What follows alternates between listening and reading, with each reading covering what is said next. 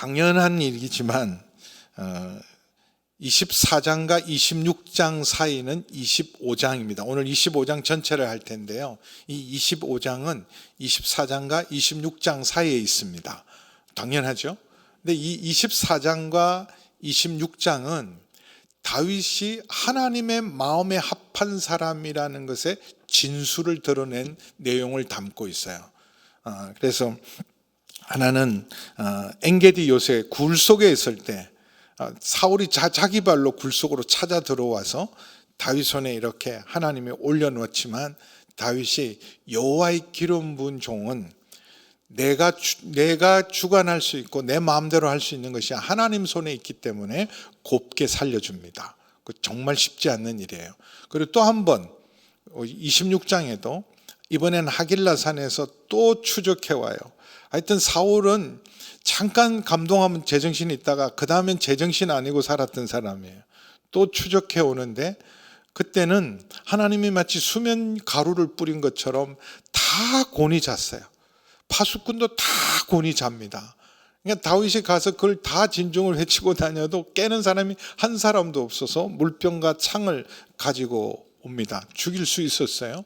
네, 살려줍니다. 두 번, 한 번도 아니고 그렇게 은혜를 베풀었으면 다시는 나를 죽이려고 하지 않아요. 또 죽이려고 달려들면 그때는 손봐야 되는데도 또 곱게 하나님의 기름 부은 종을 내가 관여할 수 있는 내 선에서 내가 할 수 있는 일이 아니라는 걸 알고 또 한 번 순종함으로 하나님의 마음에 합한 사람이란 진면목을 보여줬어요. 근데 25장은 칼을 빼던 다윗, 분노한 다윗, 우리가 한 번도 보지 못했던 다윗의 또 다른 얼굴을 만납니다. 다윗은 인내의 화신이고 용서의 화신입니다. 그리고 자기 백성들과는 싸우지 않아요. 그일라를 구원해 주고도 그일라 사람들은 배은망덕하게도 다윗을 사울에게 넘기려 할 때도 그들을 탓하지 않고 조용히 떠납니다. 적과 싸우고 원수가 싸워야지 내 백성하고는 싸우지 않는다. 그는 선한 목자이고 진짜 지도자이기 때문에 이런 배은망덕한 자기 백성하고도 절대로 다투거나 싸우지 않았습니다. 여러분도 그러기를 축원합니다. 여러분 자기 가족끼리 싸우는 거 아니잖아요. 부부는 싸우는 관계가 아니잖아요. 죄와 싸워야죠. 불의와 싸워야죠. 악과 싸워야죠. 사단의 세력과 싸워야 되는데 우리끼리 싸우는 것은 사실은 어리석은 일들입니다. 그래서 다윗은 적어도 원칙이 하나 있었어요. 나는 내 백성하고는 싸우지 않는다. 아무리 쫓겨다니고 힘들어도 배반을 당해도 그러지 않은 사람이 이번에는 칼을 뽑아들고 어느 정도냐 하면 25절을 읽지는 않았지만 21절 22절에 이렇게 말해요. 다윗이 이미 말하기를 내가 이자의 소유물을 광야에서 지켜 그 모든 것을 하나도 손실이 없게 한 것이 진실로 허사라. 그가 악으로 나의 선을 갚는도다. 내가 그에게 속한 모든 남자 가운데 한 사람이라도 아침까지 남겨두면 와 무시무시해요. 나발에게 속한 사람은 단 한 사람의 남자라도 아침까지 살려놓으면 하나님이 내게 천벌을 내릴 것이다 라고 맹세까지 했어요. 다윗이 이런 사람이 아니잖아요. 자기 백성을 향해서. 사울은 노베 제사장을 학살합니다. 근데 다윗도 지금 칼을 뽑아서 마치 사울의 악이 다윗에게 지금 을을 미친 것처럼 지금 한 가족을 학살하겠대요. 아무리 배은망덕하더라도 악으로 선을 갚는 일이 다윗은 한두 번 당한 게 아닙니다. 아무 잘못 없어도 선한 일을 해도 악으로 갚음을 당한 일이 비일비재했던 다윗이 이번에는 칼을 제대로 뽑았어요. 도대체 무슨 일이길래 다윗이 이렇게 분노하고 칼을 뽑고 일가족을 몰살하기로 마음을 먹었던가. 이 배경이 있는데요. 다윗이 25장 1절에 보면 사무엘이 죽고 장례를 치르고 다윗은 바란 광야까지 내려갑니다. 바란 광야는 나중에 지도를 보면 알지만 이스라엘 가장 남쪽이에요. 국경지대를 거의 벗어날 수 있는 가데스 바네아라고 정탐꾼, 여호수아가 정탐꾼이 되어서 이 가나안 약속의 땅을 40일 동안 정탐할 때 출발했던 곳이 가데스 바네아입니다. 그러니까 이스라엘 영역 바퀴인데 그 근처가 다 바란 광야예요.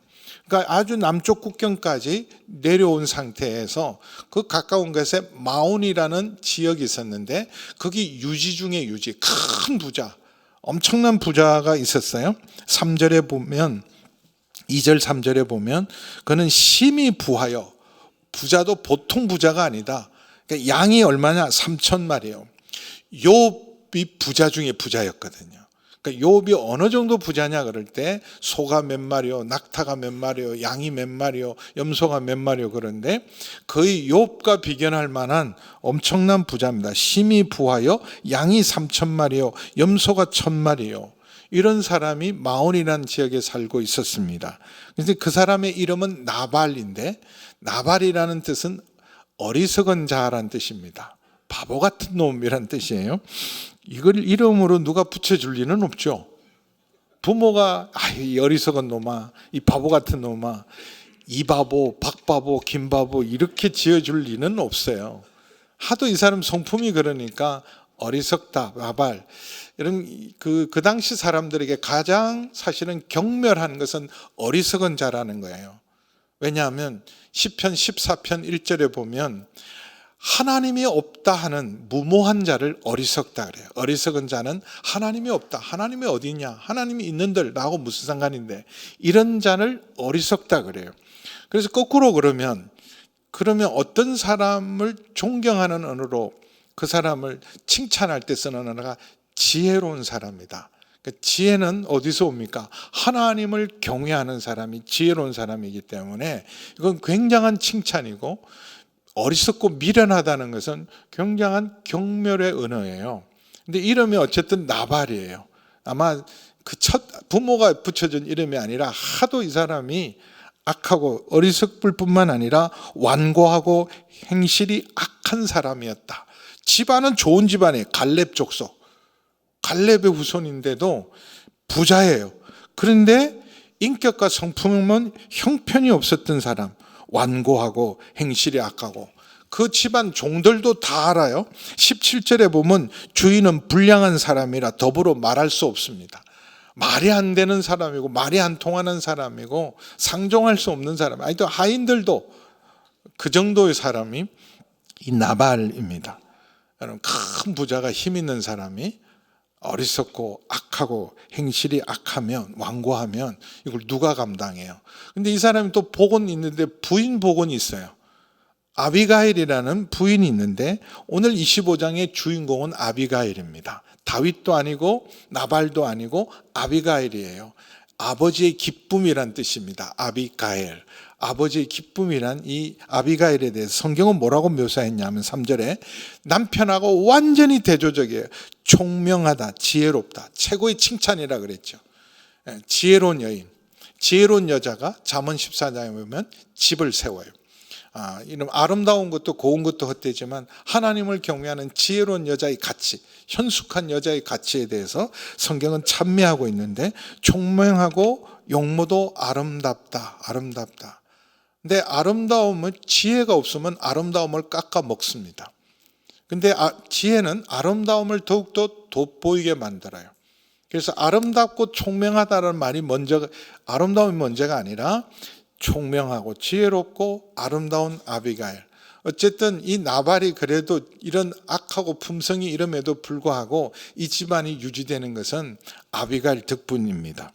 어쨌든 다윗은 이 사람이 어떤 사람인지는 상관하지 않고 기왕이 그 지역에 있으면서 가장 큰 양떼들을 치고 있는 이 양떼와 가축들을 보호했어요. 그 당시는 강도도 많고 약탈자도 많고 훔쳐가는 사람도 많고 사자와 곰들도 언제 출현할지 모르고, 그런데도 지금 쫓기면서도 선한 일을 언제나 감당했습니다. 거일라 사람을 구원한 것처럼 23장의 거일라 사람들을 여러분 블레셋 손으로부터 구원합니다. 보상 바라지 않고 배은망덕해도 그는 언제나 선한 일을 합니다. 함께 따르는 사람들을 언제나 격려해서, 우리가 지금 비록 쫓기고 어렵지만 우리가 악한 일에 개입하면 안 된다. 우리가 악한 사람 무리가 되면 안 된다. 언제나 하나님의 통로가 되어야 된다. 그래서 선한 사마리아인처럼 구조대를 자원해서 구조대 역할을 했어요. 어려움을 당하고 강도를 당하고 약탈을 당하는 것으로부터 온전하게 지켜줘서 보통은 손실 처리, 이렇게 어마어마한 이런 목축을 하면 손실 처리가 일어나요. 올해는 한 10% 손실 처리가 있었습니다. 병들어 죽는 놈, 물려간 놈, 사자와 곰한테 물려간 놈, 약탈당한 거, 도둑질 당한 거, 지들이 빼돌린 거, 이런 것도 있었을 거 아니에요.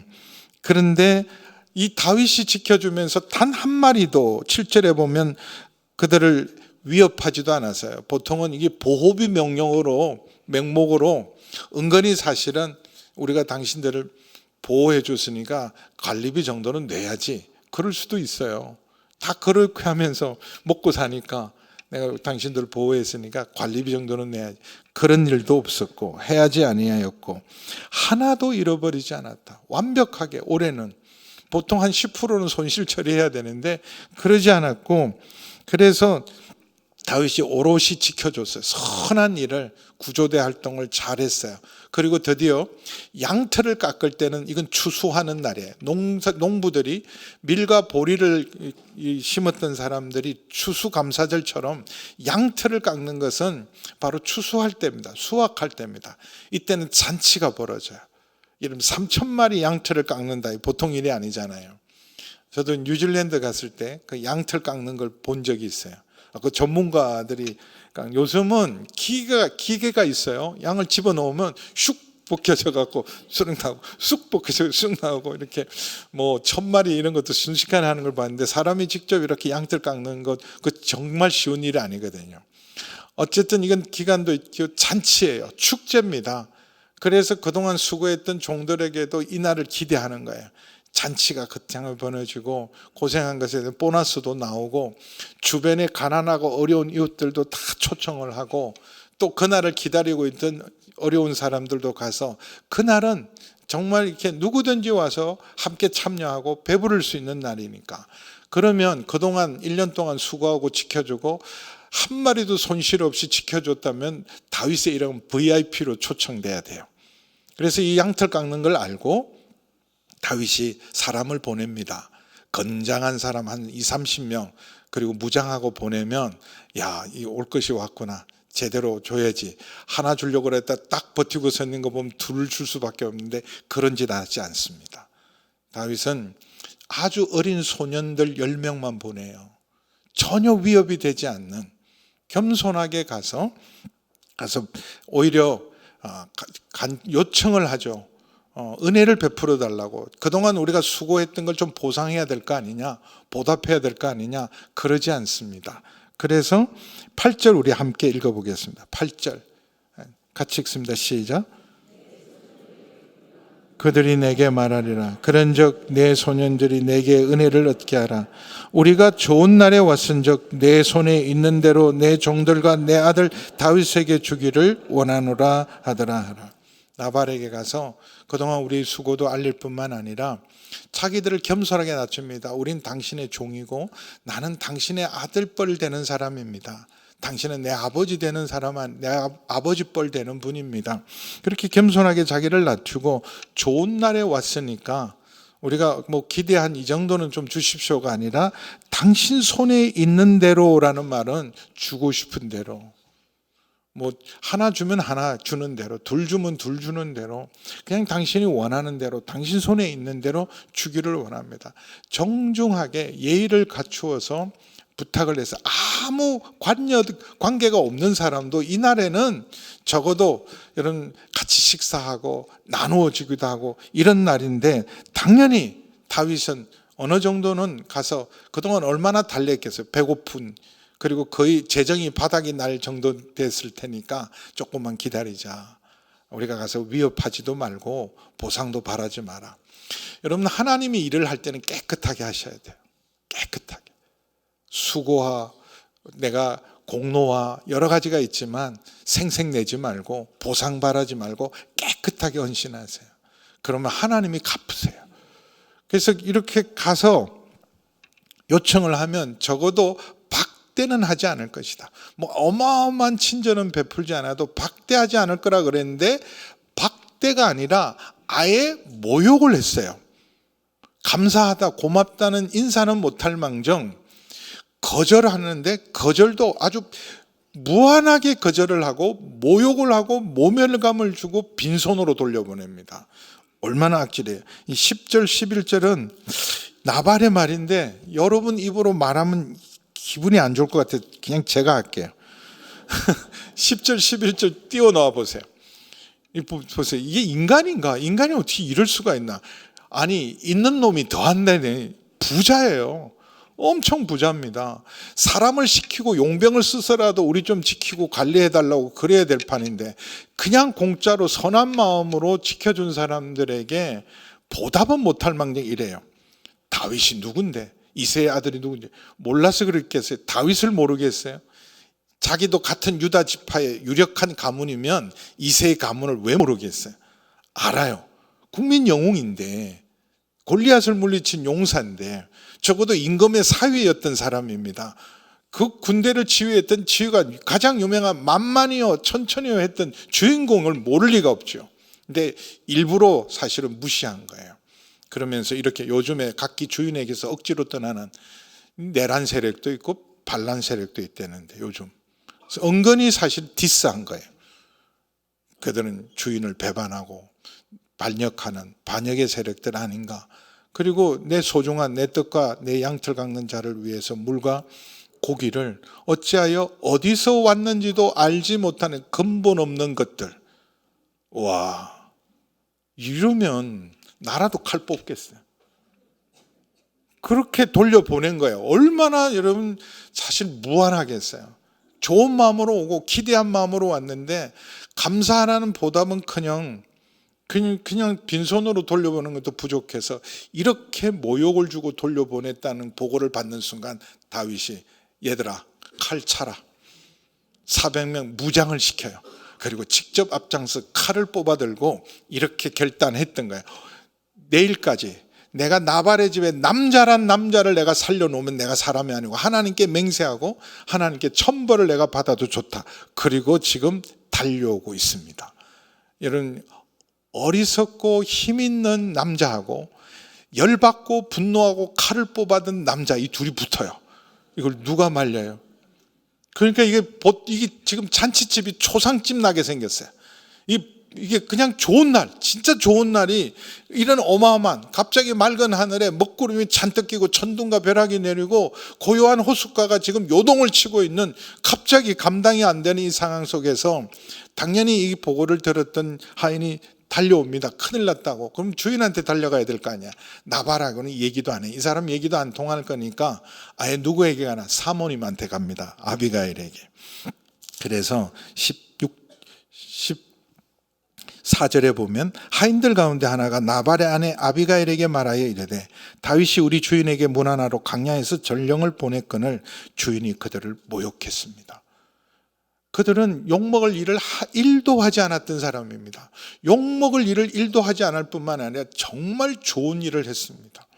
그들이 우리를 선대하고 우리를 위협한 일도 없고 우리가 다치거나 이런 것이 아무것도 없을 뿐만 아니라 밤낮으로 우리를 지켜서 우리에게 든든한 담이 되어줘서 그래서 우리에게 잘못한 게 1도 없는 사람을 이렇게 모욕해서 지금 그들의 그 모욕감 때문에 우리 집안을 다 몰살하기 위해서 칼을 빼들고 옵니다. 사모님 이거 어떻게 하면 좋겠습니까? 그렇게 17절에 보면 당신이 어떻게 할지를 알아 생각할지니.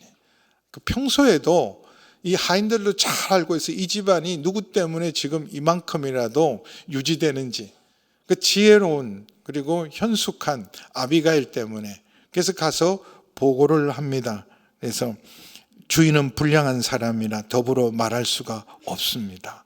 근데 마치 아비가일은 이 일을 예측이라고 하고 준비라도 한 듯이 급하게 수습책을 내려놓습니다. 굉장히 이럴 때는 이 어리석고 미련한 힘 있는 남편 그리고 지금 고주망태가 돼 있는 남편 그리고 지금 칼을 빼들고 분노한 이 다윗 이건 어떻게 감당해요? 누가 감당해요? 이 둘이 지금 충돌하는데 여러분 이걸 감당하는데 일을 나서려 그래도 도망가고 싶을 거예요. 근데 직접 수습을 합니다. 급히 마치 준비된 것처럼 떡 200덩이 한번 해보실래요? 떡집 오늘 집에 가서 명절인데 떡 한번 해보세요. 20덩이 만들기도 어려워요. 떡 200덩이 그리고 포도주 손도 엄청 커요. 2 가죽 부대, 요리한 양 5마리, 볶은 곡식 5새야, 그리고 건포도 100송이, 무화과 뭉치 200개를 가져다가 완전히 캐터링 서비스를 한 거예요. 거의 정말 호텔급, 5성급 호텔급 케이터링 서비스를 광야로 가져갑니다. 그리고는 자기도 직접 가요. 먼저 음식을 실어서 보내고. 여러분 화나고 분노한 남자들 다스리기 엄청 쉽습니다. 우선 잘 먹이면 웬만한 건 해결돼요. 웬만하면 다 해결됩니다. 사실은 막 짜증내고 집에 막 얼굴 안 좋게 들어온 남편이 있으면 아니 당신만 힘들어? 나도 힘들어. 왜 이런 얼굴하고 나한테 들어와? 막 그러면 3차 대전 일어나는 거예요. 그때 이러면 막 얼굴 안 좋고 힘들고 막 짜증내고 막 그러면 말도 안 되게 막 불평하고 그러면 피곤하구나, 힘들었지. 근데 내가 맛있는 거 만들어 줄게. 그리고 먹여보세요. 아무 일도 없어요. 근데 너만 힘들어? 나는 집에서 놀았냐? 어디다 대고 얼굴을 인상을 쓰고 이래? 그러면 이호선 박사님 찾아가야 돼. 그래서 어떻게 할지를 생각하신지. 그래서 진짜 생각을 잘해서 직접 본인이 나서요. 지금 칼을 뽑고 분노한 다윗을 향해서 본인이 직접 만나기로 먼저 먹이고 가서 먼저 빨리 음식 배달하고 그래서 신속 배달하고 그렇게 해서 먹이고 난 다음에 자기가 맞이하러 갑니다. 그래서 그 길목을 잘 알아서 가는 길에 드디어 다윗을 만납니다. 살기등등한 다윗 앞에 서서 그가 다윗을 먼저 무장을 해제하고 이미 브레이크가 풀려있던 다윗의 브레이크를 밟게 만들었던 일은 23절에 보면 아비가일이 다윗을 보자마자 급히 내려요. 정말 예의를 갖추어서 다윗 앞에 엎드려 그의 얼굴을 땅에 대니라. 마치 왕을 대접하는 것처럼, 왕에게 경배하는 것처럼, 하나님께 경배하는 것처럼. 이분도 귀부인이에요. 회장님 사모님이세요. 지혜롭고 아름다운 사람입니다. 그런데 이렇게 그냥 점잖게 서서 아이고 지금 화나신 거 충분히 이해합니다. 고정하세요. 뭐 이래도 될 일을 내려서 엎드려서 경배합니다. 근본 없는 것들, 뭐 하고 다니는지도 모르는 것들 멸시했지만 나는 당신을 왕처럼 경배합니다. 이게 브레이크를 딱 걸게 만드는 거예요. 다윗의 무장을 해제하게 만듭니다. 그리고는 이거 다 제 불찰입니다. 제가 알았으면 이렇게까지는 하지 않을 텐데 당신이 사람 보낸 걸 제가 몰랐습니다. 이거 다 제 탓입니다. 제 불찰입니다. 그러나 불찰이고 크게 잘못을 했지만 죽을 죄를 졌지만 이 죄악을 내게로 돌리시고 내가 청카운데 내 말에 귀를 기울여 들어주십시오. 죽일 때 죽이더라도 제 말씀을 꼭 좀 들어주셨으면 좋겠습니다. 그러면서 25절에 내 주는 이 불량한 사람 나발을 개의하지 마십시오. 당신이 상종할 사람이 아닙니다. 나발이 어리석게 굴었다고 함께 어리석게 굴면 안 되십니다. 그의 악함을 가지고 이렇게 분노하시면 사실은 나발은 원래 그런 사람이라 잃어버릴 것이 없지만 당신은 당신의 그 소중함, 선하고 아름다움, 하나님의 사람, 지금까지 한 번도 흠이 없었던 당신이 나발로 말미암아 당신도 어리석은 자가 되면 안 됩니다. 그는 불량한 사람이라 개의하지 마십시오. 열받지 않기를 주의 이름 축원합니다. 사실 분노로 얻을 수 있는 건 아무것도 없어요. 화내면 폼은 날 수도 있을 거예요. 저것들이 나를 무시해 우습게 하라. 한번 확 소리 지르고 한번 내면 이제는 살아있네 아직도. 뭐 그래서 내 권위가 서고 체면이 설 것 같지만 여러분 그 앞에는 움찔하고 겁나서 그렇지만 절대로 리스펙하지 않아요. 화내는 사람을 리스펙하는 사람은 아무도 없습니다. 오히려 돌아서면서요. 아이고 소리만 지를 줄 알고 할 줄 아는 거 아무것도 없으면서 소리 지르는 것밖에 못하고 갈수록 소리만 지르고 갈수록 정말 꼰대가 되고 욕만 먹지 화내서 될 일은 아무것도 없습니다. 근데 이게 우리도 이 발작 버튼이 있잖아요. 같이 살다 보면 어디 누르면 안 되는 발작 버튼이 있어요. 그래서 이 명절이 겁나는 거예요. 이 발작 버튼 누를 사람이 꼭 있어. 우리 가족 중에. 고모는 안 왔으면 좋겠어. 그 삼촌은 안 왔어. 우리 어머니 오늘 제발 이번엔 좀 가만히만 계시면 너무 좋겠어. 어머님. 근데 이게 왜 지금 왔냐, 늦게 왔냐, 그러고 왜 이것밖에 안 가져왔냐. 온 것만 해도 감사한데, 아이고 차가 얼마나 막히냐, 오지 말지 그랬니, 이런 말을 해도 시원찮은데 왜 이렇게 늦게 오고, 작년보다는 더 준비가 안 됐다, 이런 사람도 있고, 또 무모한 이 가족들 중에 너 시집은 언제 갈래? 부터 시작해서 너 이번 입시는 어떻게 됐냐? 취업은 어떻게 하려고 그래? 이런 발작 버튼을 누르는 고모, 삼촌, 우리 할머니들 없기를 주의 이름 축원합니다. 근데 벌써 머리가 아파요. 가족들 만나려고 하면 그 사명감으로 버튼 누르는 게 자기 사명인 줄 아는 사람이 있어. 야, 나니까 이런 소리 하지. 계속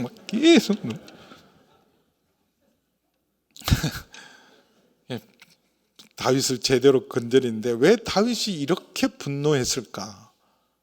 왜 다윗의 자기다움, 다윗의 선함과 아름다움을 왜 정체성가 보면 자기 백성들과 다투지 않는 사람인데, 근데 다윗에게 준 어마어마한 충격이 있었어요. 나발 때문에 받은 충격보다도 먼저 받았던 충격은 사무엘의 죽음이었어요. 왜 뜬금없이 25장 1절에 딱 사무엘 죽음 한 절로 넘어가, 이 설정이죠. 복선인 거예요. 이 사무엘의 죽음이 준 다윗에게 준 충격은 어마어마한 겁니다. 왜냐하면 유일한 다윗의 후견인일 뿐만 아니라 유일하게 증인이에요. 하나님이 다음 왕으로 기름 부어 세운 사람이라고 증언해 줄 유일한 사람이에요. 공개적인 자리에서 다윗에게 기름 부은 게 아닙니다. 너는 하나님 마음에 합한 자고 네가 다음 왕이라고 그냥 사적으로 그냥 다윗의 집에서 개인적으로 한 얘기예요. 그럼 이분 살아 계셔야 돼. 그리고 내가 왕이 될 때까지는 살아 계셔야 돼. 아마 기도 제목 중에 이런 거 아니에요. 사무엘 오래 살게 해주세요. 제가 왕이 되기 전에 돌아가시면 안 됩니다. 그런데 이렇게 돌아가셨잖아요. 그런 그 순간, 그럼 누가 나를 변호해 주지? 누가 나를 위해서 증언을 하지? 내가 정말 기름 부어 세운 왕이라고 저게 자기 힘으로 반란을 하고 쿠데타를 일으킨 일이 아니라 하나님의 뜻이고 하나님이 세우고 하나님이 기름 부으시라는 사람은 국가 원로 중에 원로였던 사무엘이 유일한 보증인인데 그 유일한 보증인이 사라진 거예요. 그래서 어떤 의미로는 하나님이 이제 더 이상은 하나님이 나를 통해 일하지 않나, 하나님도 나를 떠나시나 보다. 엄청난 충격이었어요. 그래서 어떤 의미로는 다윗이 잠깐 그의 소명, 그의 부르심, 하나님의 약속, 사무엘이 죽었는데 마치 하나님이 돌아가신 것처럼 충격을 받았습니다. 그러니까 나발이 건드린 거예요. 발작 버튼을 누른 거예요. 그랬더니 왕이고 뭐고 소명이고 다 필요 없어. 오늘 이것은 내가 손보고 내일 내가 무슨 일이 일어나더라도 얘는 내가 손본다. 그랬던 그 다윗을 일깨웁니다. 사무엘이 돌아가신 거지 하나님 살아계십니다. 왜냐하면 이렇게 말합니다. 내 주여 여호와께서도 살아계시고, 26절 사무엘 돌아가셨지만 하나님 여전히 살아계십니다. 내 주도 살아계시지 않습니까? 그 어마어마한 위험의 고비, 수없는 죽음의 고비를 넘겨서 지금도 살아계시지 않습니까?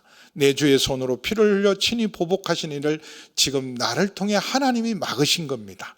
내 주의 원수들과 내 주를 헤아려 하는 자들은 나발과 같이 가장 어리석은 자가 되기를 원합니다. 이 순간 다윗은 잃어버렸던 자기의 정체성, 소명, 약속을 다시 회복하기 시작합니다.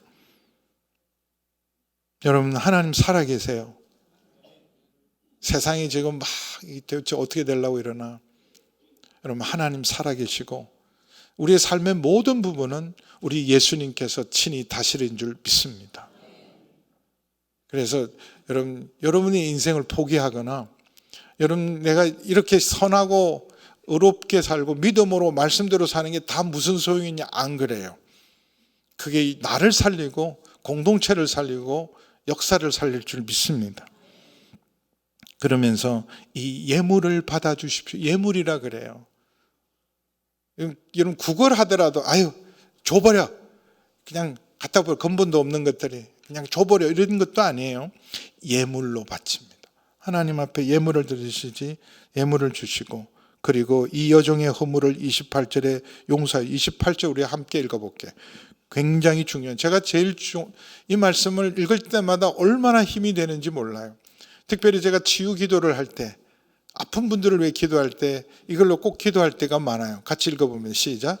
주의 여종의 허물을 용서하여 주옵시고 여호와께서 반드시 내 주를 위하여 든든한 집을 세우시리니 이는 내 주께서 여호와의 싸움을 싸우시며 내 주의 일생에 내 주에게서 악한 일을 찾을 수 없으며. 그대로 더 보세요. 어떤 분이 목사님 글만 나오는 이상 목사님 얼굴도 나오고 밑에다가 좀 자막 넣으면 안 됩니까? 그런 분도 있는데 제 얼굴 안 중요해. 보게 허물을 용서해줘요. 반드시 다윗은 사무엘의 죽음과 함께 자기를 부르심도 약속도 다 끝났다고 생각했지만 반드시 내 주를 위하여 든든한 집을 세울 겁니다. 이 여자 입술 중에 거의 신탁, 하나님의 예언이 쏟아지고 있는 거예요. 이는 내 주께서 여호와의 싸움을 싸우지 않았습니까? 지금까지 하나님을 위한 거룩한 싸움을 싸웠지 당신의 개인적인 싸움, 개인의 야망과 내 복수심과 내 자존심을 위해 싸운 적이 없지 않습니까? 내 주의 일생에 지금까지 내 주에게 사람들은 반란이다, 내란이다, 나쁜 사람이다 그러지만 내 주의 일생에 내 주에게는 악한 일을 찾을 수 없습니다.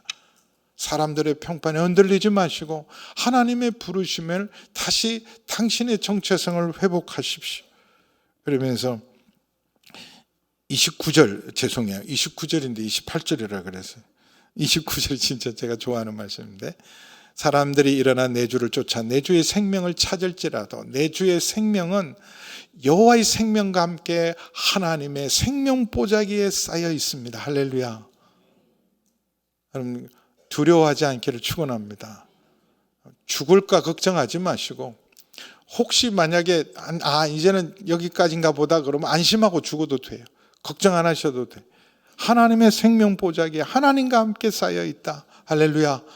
여러분 두려워하지 마시고 우리의 생명이 하나님의 생명 보자기에 쌓여 있어서 내 주의 원수들의 생명은 물매로 던지듯이 다윗을 일깨워줘서 물매 하나로 골리앗을 물리쳤던 당신, 물매로 골리앗이 쓰러졌듯이 물매를 던지듯 여호와께서 그것을 던질 것입니다. 그러면서 이렇게 말해요. 확신을 줘요. 여호와께서 30절에 내 주에 대하여 하신 말씀대로 모든 선을 내 주에게 행하사 내 주를 이스라엘 지도자로 세우실 때 당신은 다음 왕입니다. 누가 뭐래도 왕이 될 것입니다. 그때 혹시라도 그때 내가 왜 그랬을까? 오점을 남기면 안 됩니다. 무지한 피를 흘리셨다든지 친히 보복하셨다든지 함으로 말미암아 슬퍼할 일도 없고 마음에 걸리는 일도 없으실 겁니다.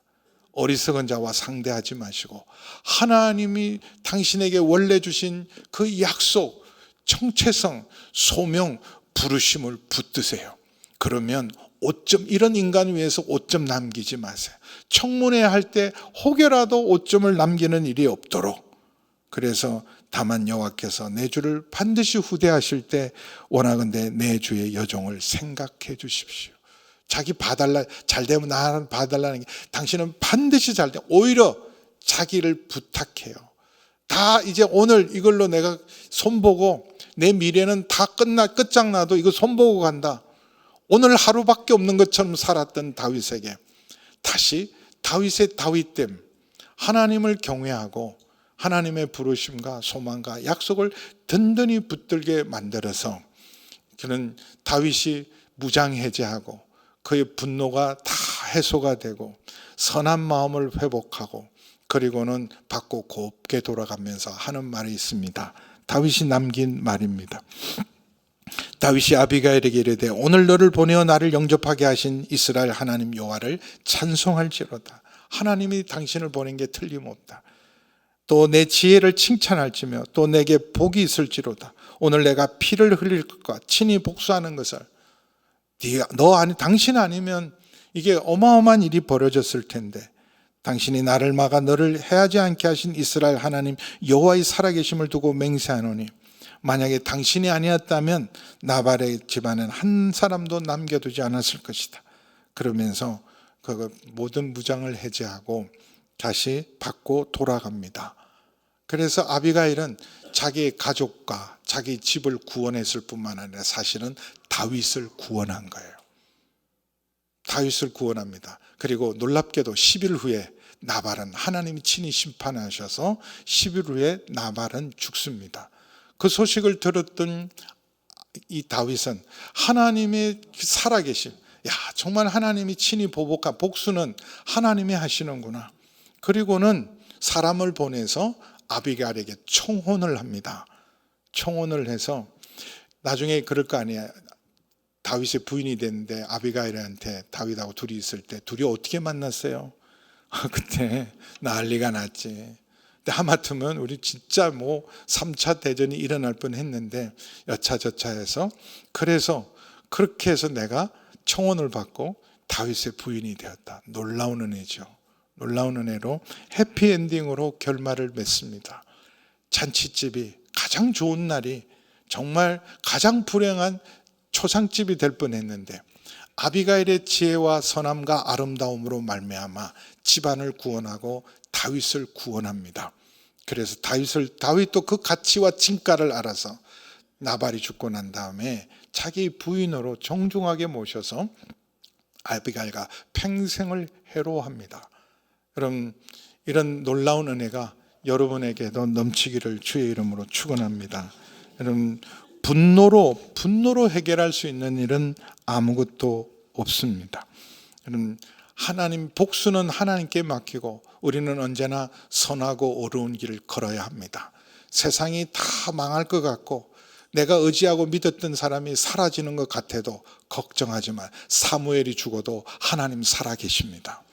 그리고 하나님이 허락하지 않는 한 우리의 생명은 하나님의 생명과 함께 그리스도 안에서 하나님의 생명 보좌기에 쌓여있다는 걸 믿으시고 오늘도 담대하게 나아가기를 주의 이름으로 축원합니다.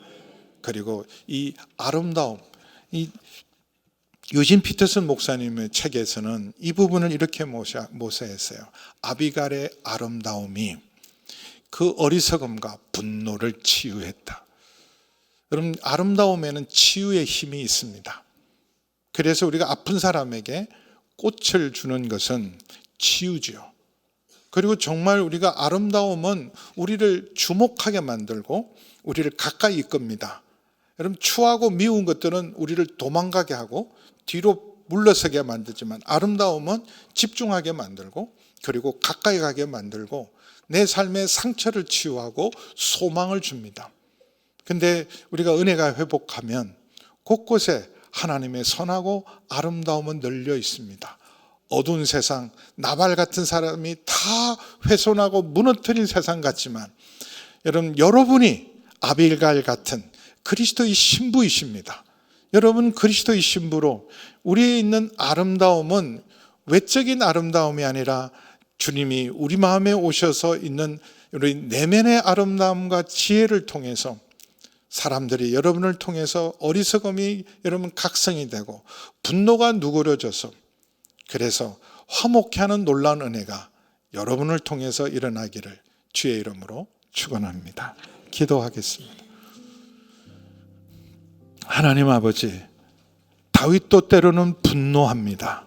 비전을 잃어버리고 자기 정체성을 잃어버리고 하나님 상황과 환경과 사람에게 즉각적으로 감정적으로 반응할 때 다윗도 분노하고 넘어집니다. 하나님 아버지, 주의 말씀으로 붙들어 주시고 하나님 아버지, 우리도 아비가일 같은 선함과 지혜와 아름다움으로 어리석음을 이기고 분노를 이기고 하나님의 말씀대로 이 땅 가운데 화평케 하는 자, 화목케 하는 자, 치유자로 살아가는 저희 모두가 되게 하여 주옵소서. 예수님의 이름으로 기도하옵나이다. 아멘.